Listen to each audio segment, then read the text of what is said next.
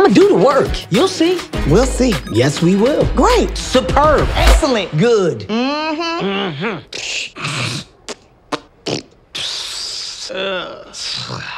Yeah. Okay.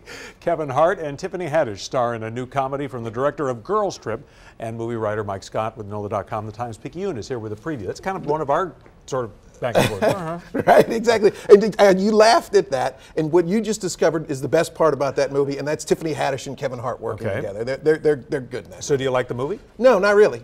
If I'm being quite, but you like them? Well, right. I love them. I think they're both incredibly funny, and they're two of the hottest comic actors working in Hollywood today. Right. And this is a movie that on paper really looks like it could have something, because not only does it have Tiffany Haddish and Kevin Hart, but it's made by the same director and producer of Girls Trip from last year, the movie that sort of propelled Haddish to fame. All right, so why doesn't it work then? Well, actually, it even has a good premise. Kevin Hart plays one of a number of goofballs who go to night school to earn their GED, taught by Tiffany Haddish. But to answer your question, they're the only good thing about the movie are Hart and Haddish. They work really hard to elevate the script, but the screenplay is just sort of scattered. The jokes really aren't that funny. There are laughs to be had, but this one gets a D for disappointment. And you know, I've heard people, like Hollywood actors, talk about how people don't realize how difficult it is to shoot one part of a movie here. The start and the beginning of the movie are shot in the Alps. They shoot it all out of whack and sequence, and it's really, you really don't get a sense, like when you watch a play, that boy, this is really working. Right. And then you put it together, and it's like, ooh,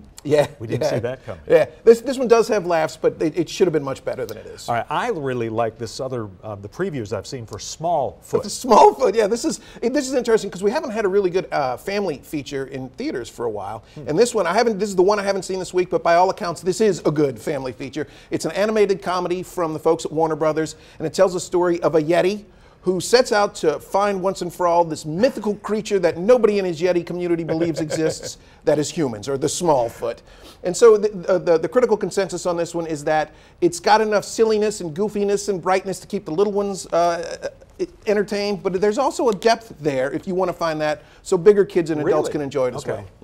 I thought you were saying it was going to be at my level, but it's above my level. Gotcha. I wouldn't say that to your face. Your favorite movie, you were saying, is the documentary Love, Gilda on Gilda Radner. Yeah, so often it's the smaller movies of the week that really kind of jump out. Then they can always get lost in the cracks. This one doesn't deserve to be. Admittedly, I am a fan of Saturday Night Live, and I love the show's history, particularly when they were rewriting the rule book back in the late 70s.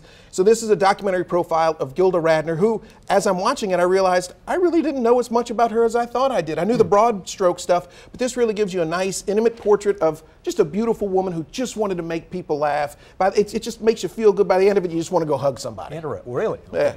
Yeah. Thanks. Thanks very much, Mike.